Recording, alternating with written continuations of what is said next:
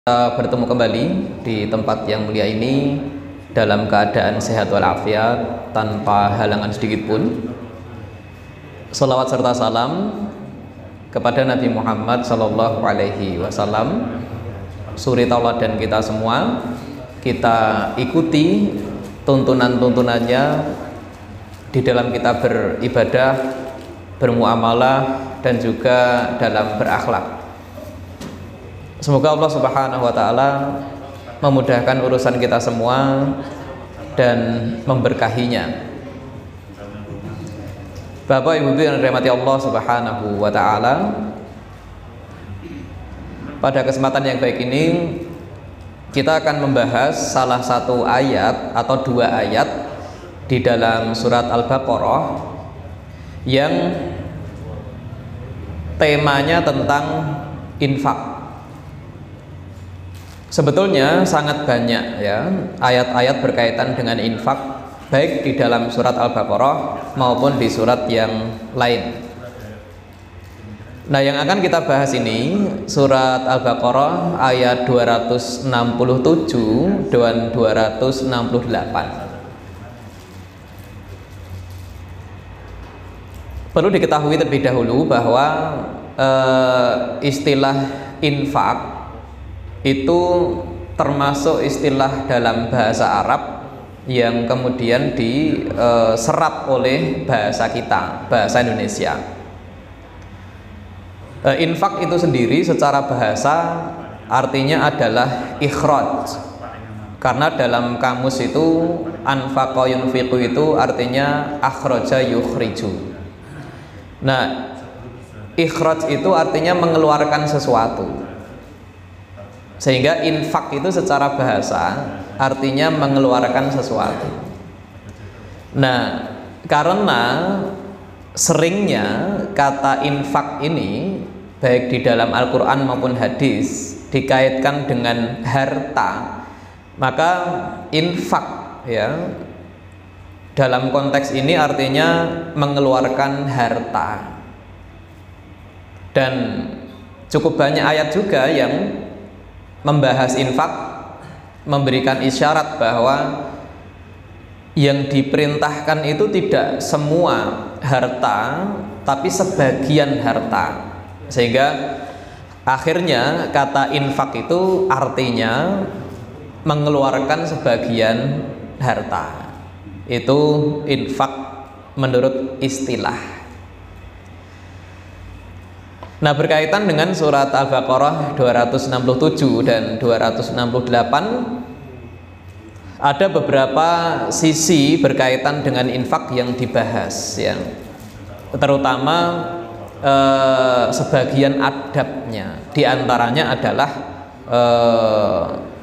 dilarang infak itu menggunakan harta yang jelek gitu.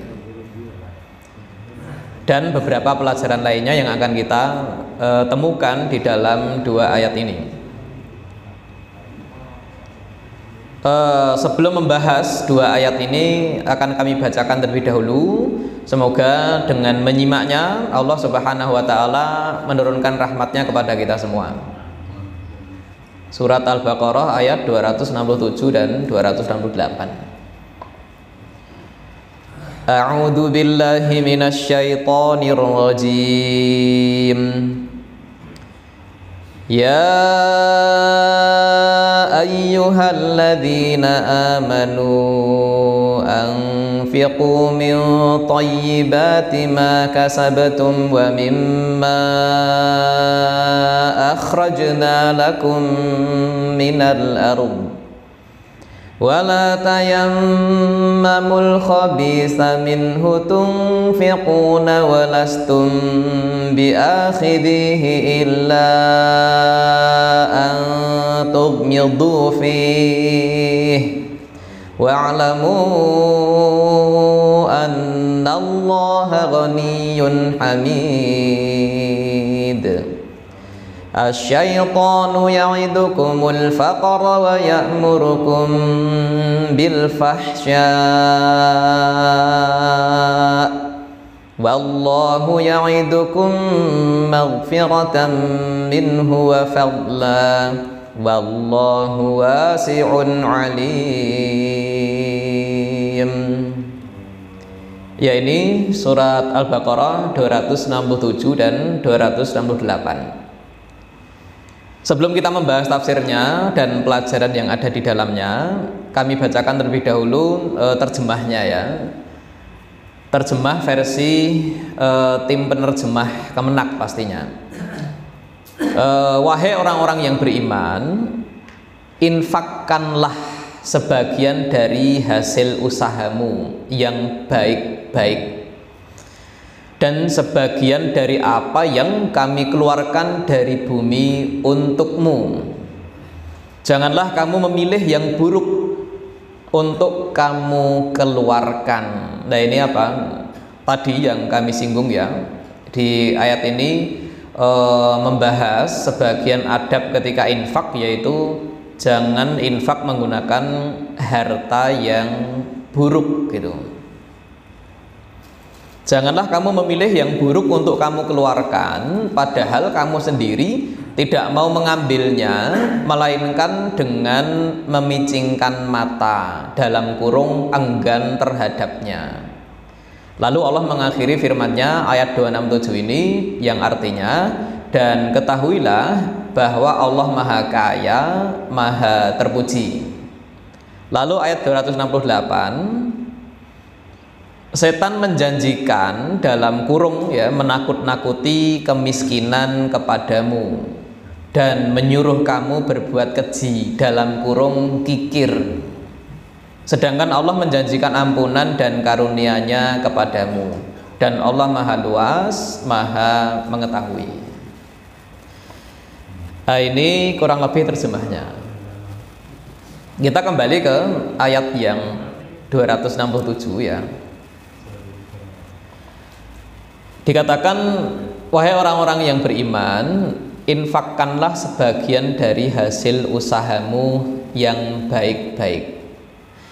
Nah, ini ya, dari hasil usahamu ini, oleh para ahli fikih, ayat ini dijadikan salah satu dalil adanya zakat perdagangan.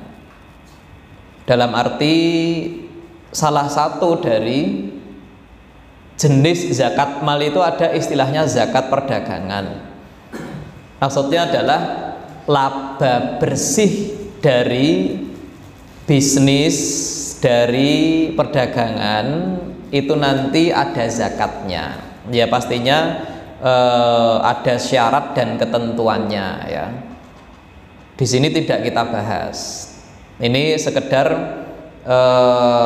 ahli fikih ya menggunakan kalimat ini sebagai dalil adanya zakat perdagangan tadi. Kemudian, dan sebagian dari apa yang kami keluarkan dari bumi untukmu. Nah, ini oleh ahli fikih juga dijadikan dalil adanya zakat pertanian atau hasil bumi. Sehingga dari kalimat ini itu. Nah, untuk zakat pertanian atau hasil bumi juga ada syarat dan ketentuannya, tidak kita bahas di sini. Nah, paling tidak kita sudah mengetahui dari ayat ini ada dua jenis zakat mal, yaitu zakat perdagangan dan juga hasil bumi atau pertanian. Kemudian, janganlah kamu memilih yang buruk untuk kamu keluarkan. Nah, ini adabnya ya. Ketika kita sudah tahu bahwa dalam Islam itu sangat ditekankan, dianjurkan, didorong untuk infak, mengeluarkan sebagian harta. Nah, ada satu adab lagi yang harus diperhatikan, yaitu saat infak itu jangan memilih menggunakan harta yang jelek. Perlu diketahui, harta itu bukan hanya uang. Harta itu secara definisi adalah sesuatu yang memiliki nilai dan manfaat di masyarakat, lalu bisa disimpan untuk nanti saat diperlukan bisa digunakan. Itu harta. Sehingga uang itu jelas harta, tapi tidak hanya uang, ternak juga harta, hasil bumi juga harta, pakaian juga harta, kemudian laba keuntungan dari perdagangan juga harta. Makanya semuanya itu ada zakatnya, diistilahkan dengan zakat mal, zakat harta, kan itu. Nah, maka ketika Allah mengatakan kamu jangan memilih yang buruk untuk kamu keluarkan, untuk kamu infakkan. Nah, ini maksudnya ya terutama seperti hasil bumi saat membayar zakat, yaitu jangan dipilih yang kualitas jelek, kan gitu. Kemudian juga zakat misalnya ternak gitu ya, itu ya jangan dibayarkan, dipilih ternak yang jelek, yang penyakitan, yang sangat kurus misalnya. Nah, ini tidak hanya berlaku untuk zakat sebetulnya ya, infak secara umum ya. Jika infak itu artinya mengeluarkan sebagian harta karena Allah pastinya, maka berarti ini tidak hanya zakat, dan termasuk sedekah, baik itu dinamakan donasi atau dinamakan bakti sosial ya. Nah, maka mungkin ada pertanyaan ya, bagaimana hukumnya menyumbang entah itu korban bencana alam atau fakir miskin di daerah tertentu, sumbangannya itu berbentuk pakaian bekas gitu ya, pakaian bekas, namanya saja apa? Bekas. Apakah itu tidak boleh karena Allah mengatakan wala tayammamul khabisa minhu tunfiqun, jangan kamu memilih yang jelek-jelek untuk kamu infakkan, yang dalam hal contoh ini untuk kamu sedekahkan. Ya, makanya dalam hal pakaian bekas itu, asalkan masih layak pakai ya sah-sah saja. Yang salah itu kan sudah bekas tapi tidak layak pakai lagi, yang mungkin itu di rumahnya untuk gombal bahasa kita, untuk mungkin keset ya. Nah, itu jelas tidak boleh. Tapi sekedar bekas tapi layak pakai ya boleh, sangat boleh malah. Nah, ini sehingga kata jelek ini ya, kalau kaitannya infak dalam arti pakaian bekas ya begitu, asal layak pakai ya masih sah. Ini kemudian ada ahli tafsir yang namanya Imam Al-Wahidi, di dalam kitab tafsirnya Al-Wajiz fi Tafsiri Al-Kitabil Aziz, dari kalimat ini beliau mengatakan fihi bayanu anna al-fuqara gitu syuraka rabbil amwal, bahwa berarti orang-orang miskin itu mereka adalah istilahnya syuraka itu kolega atau teman atau orang yang punya saham dari harta kita gitu, berdasarkan ayat ini. Nah, oleh karena itu ya, menurut ahli ekonomi syariah, di dalam menurut sistem ekonomi Islam, di dalam harta kita itu ada hak orang lain ya, di dalam harta yang kita miliki itu ada hak orang lain. Sehingga ada ahli ekonomi Islam yang mengatakan saat kita sedekah ke fakir miskin itu sebetulnya bukan kok kita itu orang yang sangat baik, ya bukan, tapi itu sebetulnya adalah memberikan hak mereka yang ada di dalam harta kita. Jadi pelajaran yang penting juga dari ayat ini. Jadi ada hak fakir miskin di dalam harta kita. Nah, lalu Dari sini ya Islam mengatur itu. Kalau ada hak orang lain di dalam harta kita, seberapa hak orang lain dan seberapa hak kita, gitu ya. Nah, dari kita meneliti ayat-ayat Al-Quran, ada di sana pengaturan skala prioritas dalam infak, tapi bukan di ayat ini. Maka ini tambahan untuk ayat ini ya. Bisa dibuka nanti di surat Al-Baqarah ayat 215. Masih di surat yang sama, ayat 215. Itu ada penjelasan skala prioritas dalam infak.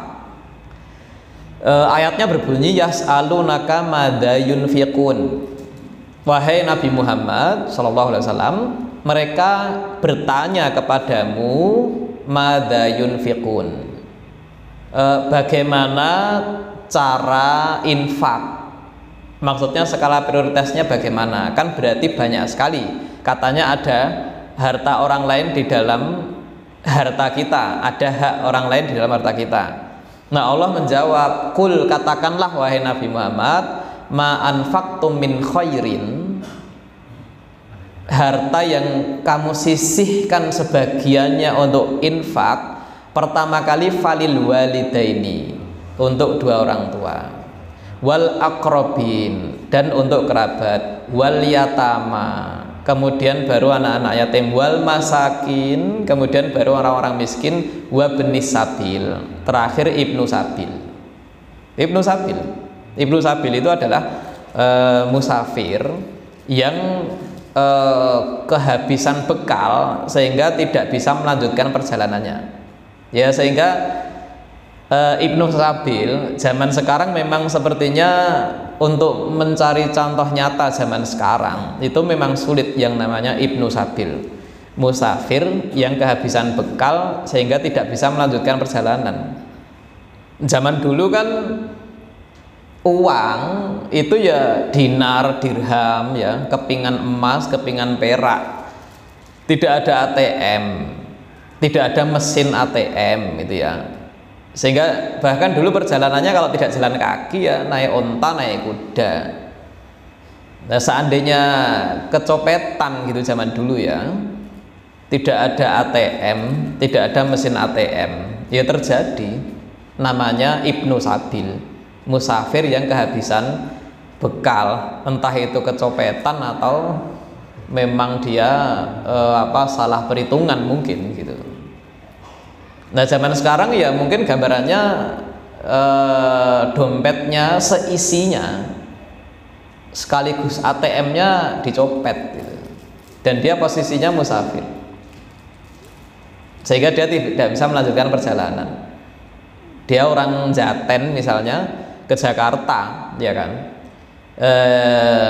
naik bis misalnya kan, kecopetan di Klaten misalnya, pas pemberhentian bis, ya kan, sudah kecopetan, ketinggalan bis, ketiduran dia. Nah, ini Ibnu Sabil ini. Nah, itu urutan terakhir. Nah, di Al-Baqarah 215 urutan pertama falil walidain, orang tua, wal aqrabin, kerabat. Kerabat ini maksudnya dimulai dari saudara kandung, kakak kandung maupun adik kandung. Wal yatama, anak-anak yatim, wal masakin, baru orang-orang miskin. Nah, ini jadi ada di ayat lain yang mengatur skala prioritas. Di ayat tersebut memang tidak disebut istri ya, tapi di ayat lain ya, di surat At-Tolak itu ada liyunfiq dzu sa'atin min sa'atih wa man qudira alaihi rizquhu falyunfiq mimma atahullah, itu untuk istri. Sehingga skala prioritas dalam infak ya, yang wajib ini, yang wajib jika sudah berkeluarga ya istri nomor satu. Jika sudah punya anak tambah anak berarti. Nah, kemudian yang lain bagaimana syaratnya? Entah orang tua, entah kakak kandung, adik kandung, mereka wajib kita nafkahi. Syaratnya kitanya mampu, merekanya tidak mampu, itu syaratnya. Sehingga jika kita punya kakak kandung atau adik kandung sudah bekerja dan mapan, ya mereka tidak wajib kita nafkahi, gitu. Nah untuk anak ya, anak itu orang tua wajib menafkahi sampai si anak itu punya penghasilan sendiri. Itu batasnya. Tapi istri, selama wanita ini berstatus istrinya, maka tetap wajib dinafkahi. Itu bedanya ya. Sehingga orang tua, kerabat ya itu tadi syaratnya mereka tidak mampu, baru kita wajib menafkahi. Istri selama dia statusnya masih istri kita ya wajib menafkahi. Anak selama dia memang belum punya penghasilan sendiri, kita wajib menafkahi. Itu tambahan penjelasan terkait skala prioritas dalam infak. Sehingga memang dalam Islam itu lebih didahulukan orang-orang terdekat. Ini kita bicara yang wajib-wajib. Yang sunnah-sunnah ya itu malah yang sunnah itu harus menunggu yang wajib-wajib ini selesai semua gitu. Baru ada sisa, nah kita yang sunnah-sunnah tadi, entah itu sedekah atau yang lain. Nah termasuk dalam hal ini korban gitu ya. Korban itu masuk jelas infak dalam arti menyisihkan sebagian harta untuk kepentingan Allah kan itu.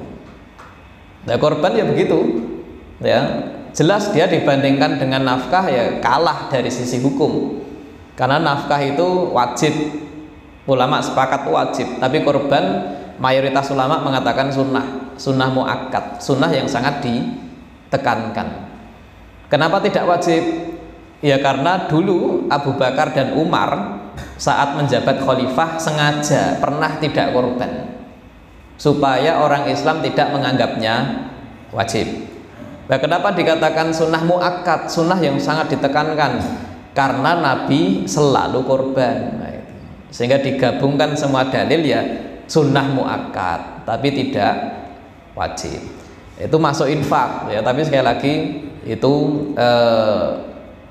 harus dikalahkan seandainya jika dia korban terus tidak bisa menafkahi keluarganya. Seandainya, maka ya tidak korban berarti, karena ada yang lebih wajib. Nah itu terkait skala prioritas, bahwa ada hak orang lain di dalam harta kita gitu.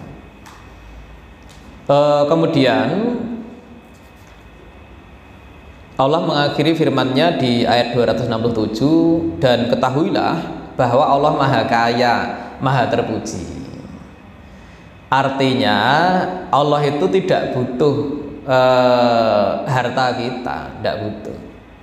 Nah, dari sini maka semua manfaat kebaikan dari infak itu kembalinya ke kita, bukan ke Allah. Sehingga kalimat-kalimat seperti ini itu hendaknya menjadi pegangan kita saat kita itu infak. Yakin saja pasti infak itu ya sesuai skala prioritas tadi ya, pasti ada manfaatnya, pasti ada kebaikannya, dan kebaikan itu kembalinya ke kita karena Allah Maha Kaya, dalam arti tidak butuh kita, bahkan tidak butuh infak kita.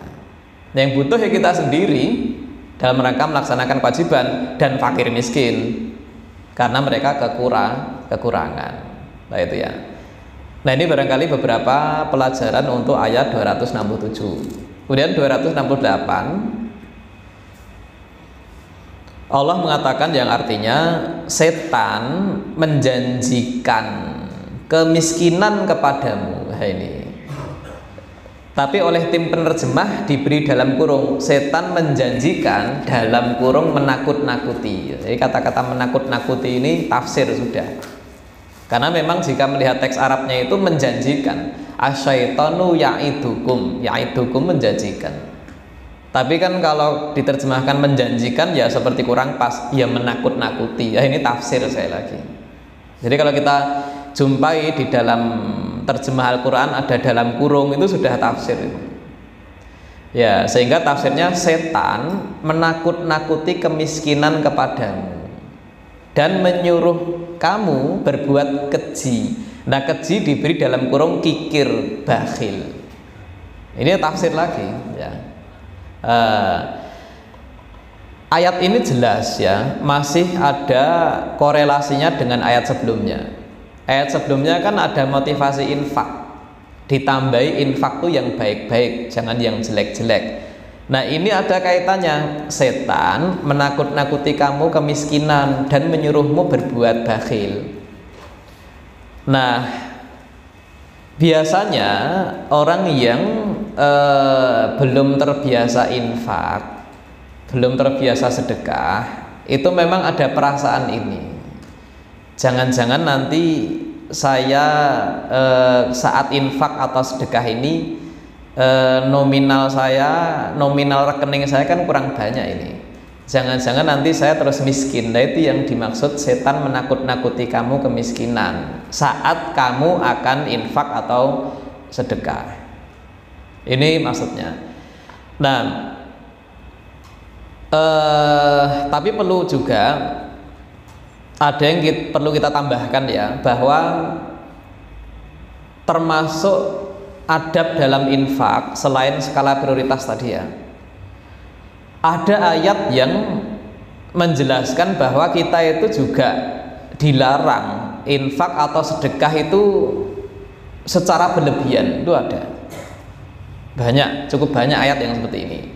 Di surat Al-Isra ada, di surat Al-Furqan ada. Nah, kita ambil contoh yang di surat Al-Furqan ya.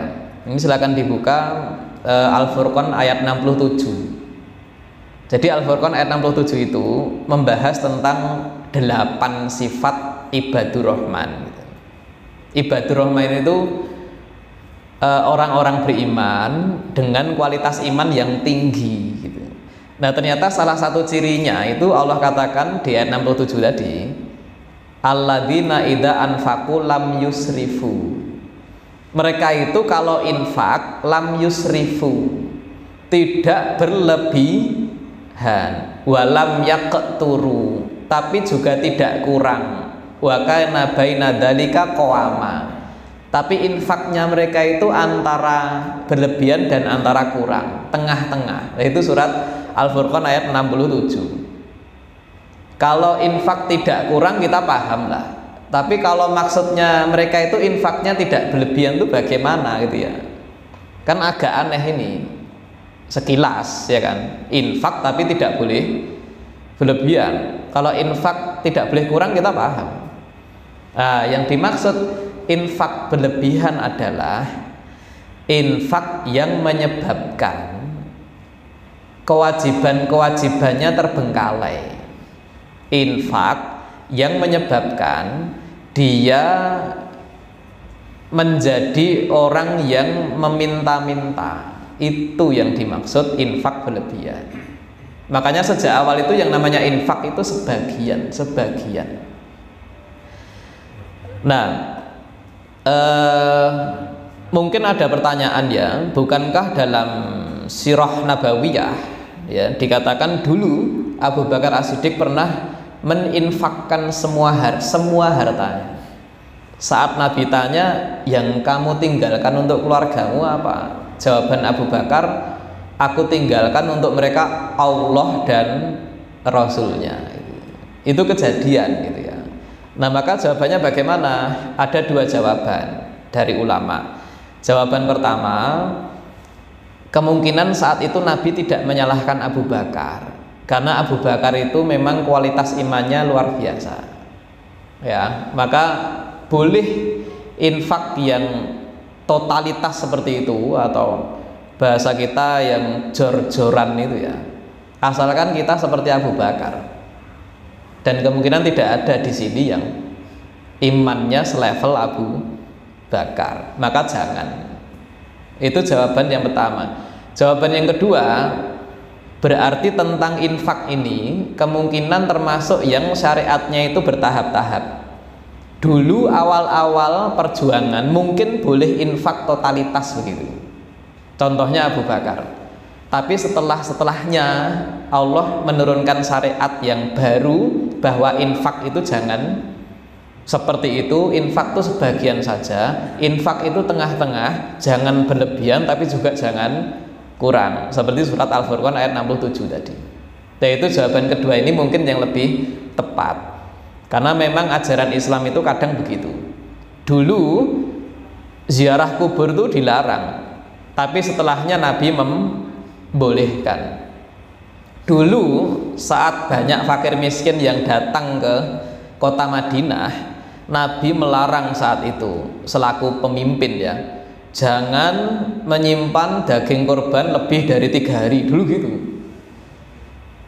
Nah setelah itu fakir miskinnya berkurang, akhirnya Nabi membolehkan. Lalu Imam Muslim yang meriwayatkan hadis ini mengatakan bahwa dilarangnya menyimpan daging korban lebih dari 3 hari itu sudah dimansuh, sudah dihapus hukumnya. Lalu Imam Muslim mengatakan maka sekarang sampai kiamat aturannya boleh menyimpan daging korban ila matasya'a gitu, sampai kapanpun dia kehendaki. Nah, ternyata seiring berkembangnya zaman ada freezer yang bisa menyimpan daging korban berbulan-bulan, bahkan mungkin setahun gitu ya. Ada kemungkinan ini dari kita yang daging korbannya di freezer setahun gitu.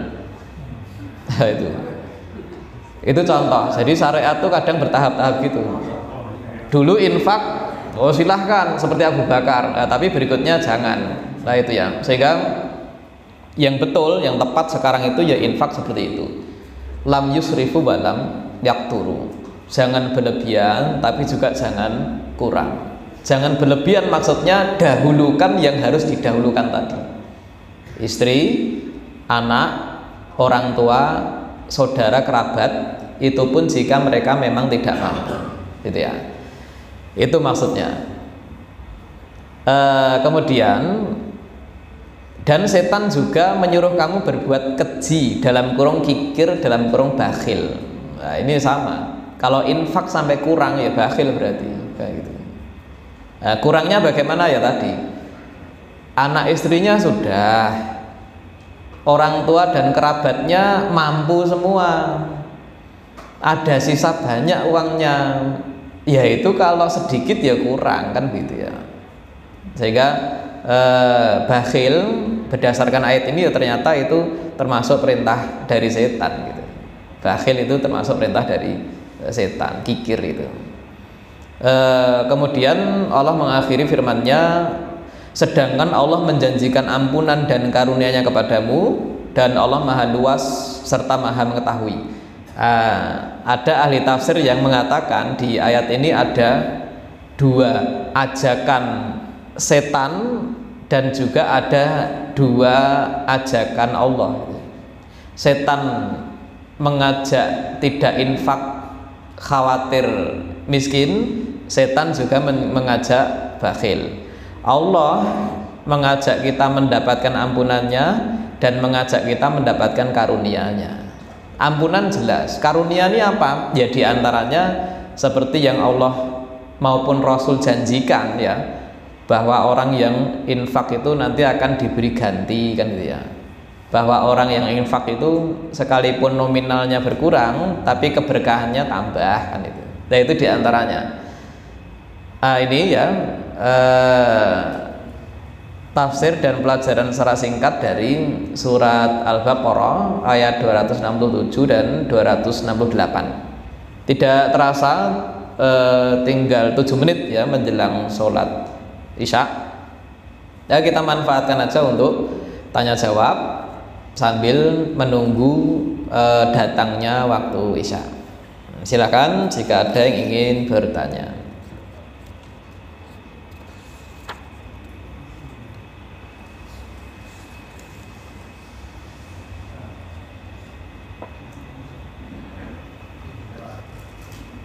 Ya, ada.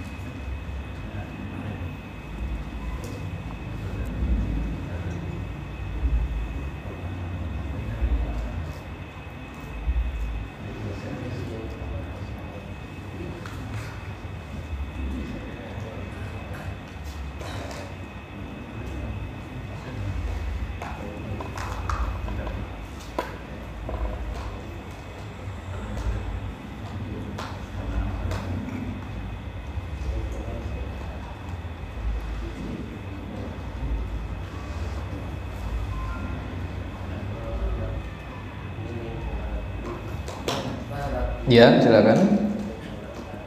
Dikatakan ukuran untuk pertengahan tadi gimana, antaranya boros sama bagian untuknya bagian itu gimana untuk yang boros juga sehingga kita bisa mengetahui pertengahannya. Iya. Di dalam ayat-ayat maupun hadis ya itu jelas tidak ada batasan dalam arti angka ya. Apalagi kita tahu uang di zaman dulu dengan sekarang pun beda ya. Dulu uang itu ya dinar dirham, sekarang kita ya rupiah gitu. Nah, kita bisa mengambil penjelasan terkait batasan-batasan ini barangkali dari para ahli tafsir gitu. Jika tadi dikatakan orang beriman yang kualitas imannya baik itu infaknya tuh malah tidak boros, tidak berlebihan dan tidak kurang. Nah, tidak boros ya, tidak berlebihan. Jadi berlebihan itu maksudnya boros. Dalam tafsir Qurtubi misalnya dikatakan bahwa mengeluarkan uang walaupun sedikit untuk maksiat itu boros ya, itu pertama ya. Jadi orang dikatakan infak dalam arti mengeluarkan sebagian uang dikatakan boros, pertama kriterianya untuk maksiat, sehingga untuk maksiat itu tidak perlu mengeluarkan uang banyak. 5.000 kalau untuk maksiat itu sudah boros, itu pertama. Artinya infaknya itu bukan untuk maksiat ya. Lalu termasuk yang boros lainnya adalah mengeluarkan sebagian harta sehingga menyebabkan tidak bisa menafkahi keluarga. Itu contoh yang boros juga. Itu ukuran itu ya. Malah lebih jelas seperti ini dikatakan daripada nominal, karena nilai uang pun seiring berlalunya zaman bisa beda gitu. Sehingga kalau kita kan bisa kita ukur gitu ya, kita mau beli apa gitu, kita mau mengadakan acara apa gitu kan. Oh, ini dihitung-hitung nanti bulan berikutnya itu malah defisit ya, untuk makan anak istri, untuk biaya hidup bulan depan tuh malah nggak ada. Ya berarti jangan. Atau beli barangnya yang lebih murah, atau acaranya lebih sederhana. Kalau nekat, nah itu. Kalau nekat dengan posisi seperti itu, berarti itu masuk infak tapi berlebihan. Yaitu apa? Mengeluarkan harta untuk keperluan selain nafkah ya, sehingga menyebabkan tidak bisa menafkahi apa yang wajib dinafkahi. Kemudian juga mengeluarkan uang untuk hal-hal yang sia-sia walaupun bukan maksiat ya. Kan ada bukan maksiat tapi sia-sia dalam arti tidak bermanfaat. Kalau mengeluarkan uang untuk maksiat itu kan maksudnya iuran ya kan, 5.000 beli miras kan gitu ya, bisa aja tuh. Itu jelas boros walaupun tiap orang hanya mengeluarkan 5.000. Tapi ada juga yang tidak boleh, yaitu mengeluarkan uang dalam jumlah banyak tapi untuk hal yang sia-sia. Nah ini mungkin contohnya beragam ya, beda satu zaman dengan yang lain. Ya misalnya begini, kain yang untuk baju celana itu ya, itu kalau menuruti cari harga yang paling mahal ada kain tuh semester 1 meter sampai ratusan ribu. Ada bahkan mungkin 1 meter itu sampai apa? Jutaan. Padahal penghasilannya sebulan cuman 5 juta, 7 juta, tapi dia gaya beli kain yang 1 meternya sekian ratus ribu. Itu contoh ya. Tidak maksiat atau tidak, dia tidak mengeluarkan uang untuk beli miras gitu. Tapi untuk itu sia-sia bagi dia, karena kain untuk orang selevel dia gitu ya, itu tidak perlu sampai semeter ratusan ribu gitu loh. Ini contoh ya. Sehingga itu ya pertengahan yang dimaksud itu. Nah kalau kurang ya otomatis ini tadi dia yang perlu dinafkahi sudah beres semua ya, kerabat ya mampu semua. Nah ini kok dia tidak mau menyisihkan hartanya untuk entah nyumbang masjid atau menyantuni anak yatim ya, atau kurban mungkin. Nah itu yang dikatakan kurang berarti. Nah, semuanya sudah ada. Nah sebetulnya termasuk pengeluaran yang wajib selain nafkah itu melunasi hutang. Jadi melunasi hutang itu termasuk pengeluaran harta yang wajib, harus diprioritaskan mengalahkan semuanya, bahkan mengalahkan korban. Melunasi hutang. Seandainya ada orang jatuh tempo utangnya pas waktunya korban gitu, ya dia harus melunasi hutang dulu. Tidak masalah tidak korban, melunasi hutang itu wajib, korban itu sunnah kan itu. Jadi ya seperti itu paling-paling batasan yang bisa kita temukan dari penjelasan ahli tafsir terkait ayat-ayat tersebut gitu. Ya ini barangkali jawabannya, tidak terasa sudah masuk waktu isya. Kita akhiri, semoga bermanfaat. Yang benar dari Allah Subhanahu wa taala, yang salah dari diri kami. Terima kasih atas segala perhatiannya. Wassallallahu ala nabiyina Muhammadin wa alihi wa sahbihi ajmain. Subhanakallahumma wa bihamdik asyhadu an la ilaha illa anta astaghfiruka wa atubu ilaik. Assalamualaikum warahmatullahi wabarakatuh.